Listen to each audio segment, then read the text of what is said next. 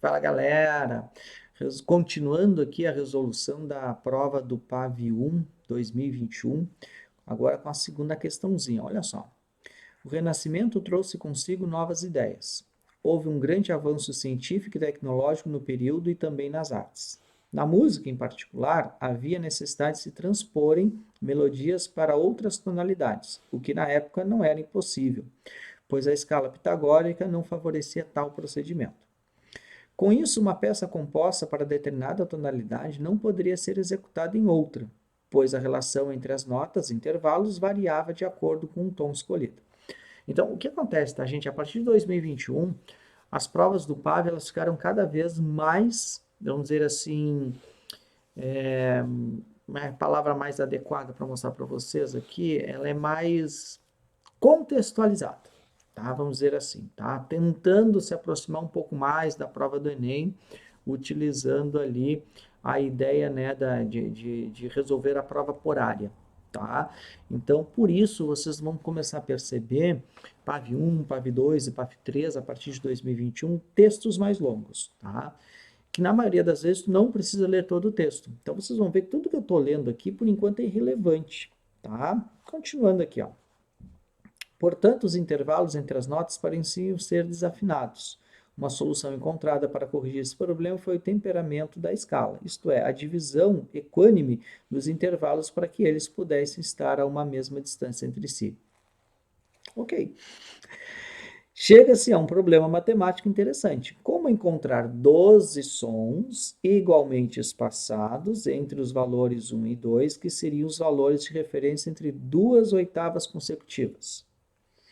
Aqui cabe ressaltar que a oitava exerce o papel do 13º som, ou seja, o primeiro da próxima sequência, perdão, de 12 frequências igualmente espaçadas, denominadas graus de escala.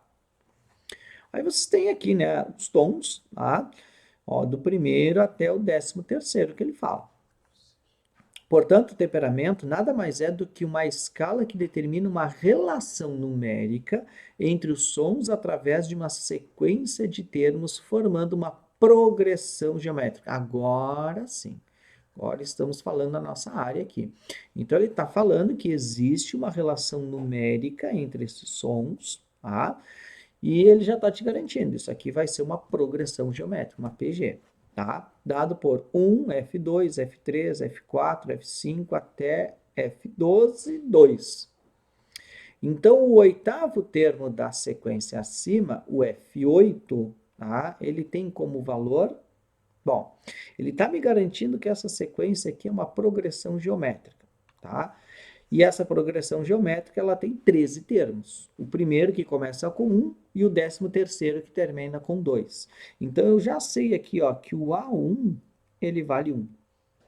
E eu já sei que o A13, que é o último termo, o 13º termo, ele vale 2. Ele quer o A8, né, o oitavo termo. Então eu preciso saber qual é a razão aí, né? Lembra que PG, né, progressão geométrica, são sequências numéricas que tu vai multiplicando o termo anterior por uma constante. Essa constante é denominada razão. Então sempre vai fazendo vezes essa constante até chegar ao oitavo termo. Ah, então, o primeiro vezes a constante dá o segundo vezes essa constante dá o terceiro e assim por diante. Então, nosso segredo é descobrir a razão. A partir da razão, eu consigo chegar no oitavo termo. E observe as alternativas, aí estão todas em forma de potência, tá? Bom, formulazinha mágica aí da PG, né? A fórmula do enésimo termo, né? O AN, um termo qualquer em progressão geométrica, é calculada por A1, que multiplica a razão elevada a n menos 1. Tá? Vou passar aqui um pouquinho para cima. O que a gente já sabe? A gente já sabe que o último termo, que é o A13, tá? Ele vale 2. O A1 vale 1. A razão nós queremos saber. E eu tenho uma sequência de 13 termos, então o meu n é 13. Então aqui vai ficar 13 menos 1. Certo? Logo, 2 igual a 1 vezes Q na 12. Tá? Daqui eu vou descobrir a razão. Q na 12 multiplicado por 1, ou qualquer coisa vezes 1, né? A própria potência Q na 12. Então, eu tenho 2 igual a Q na 12. Aquele 1 eu não preciso deixar ali. Como nós queremos o valor do Q, o que nós vamos fazer aqui? Nós vamos extrair a raiz 12ª, a raiz de índice 12. Ok? Pelas propriedades radicais, né? Teria que ter um mais ou menos aqui, né? Porque eu tenho dois valores aqui, mas a princípio aqui os números estão todos, né, aumentando, então essa razão ela vai ser positiva, tá? Ó, a minha razão é raiz 12ª de 2. Tá? Bom, agora que eu sei a razão, olho para as alternativas aqui, eu ainda quero chegar onde? Eu quero chegar no 8º termo, tá? E não tem nada envolvendo raiz, mas eu já observo pelas alternativas que tem uma potência de 2 elevado a um expoente fracionário. Lembra que existe uma propriedade, né, que toda raiz ela pode ser transformada em potência de expoente fracionário.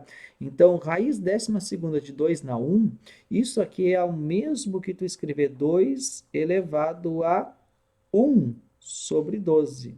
Esse é o nosso Q, essa é a nossa razão. O que nós queremos? Eu vou fazer aqui embaixo agora, ó, lado esquerdo aqui. Ó. Eu quero o A8. O que é o A8? É o A1 multiplicado pela razão elevada a n menos 1, ou seja, elevada a 7. Certo? O A8 é o primeiro termo multiplicado por 7 razões. O A8 é o que nós queremos saber. Beleza, então vamos lá. Então, o A8 vai ser o A1, que é 1, multiplicado pela razão, que eu acabei de descobrir, ó, a razão é 2 elevado a 1 dozeavos. Tudo isso elevado a n menos 1, né? O n era 8, menos 1 ficou 7, certo? Então, elevado a 7. E aí, propriedade de potência, né? Potência de potência, a gente multiplica os expoentes, tá? Então, multiplicação de 1 dozeavos por 7, multiplicação de frações em linha. Então, o A8 vai ser 2 elevado a 7 vezes 1, que é 7, dividido por 12. Esta tem que ser a minha resposta, tá? Esse é meu 8º termo. 2 elevado a 7 dozeavos. Olha ali, ó, alternativa C. Tá bem, galera? Um grande abraço. Até a próxima questão.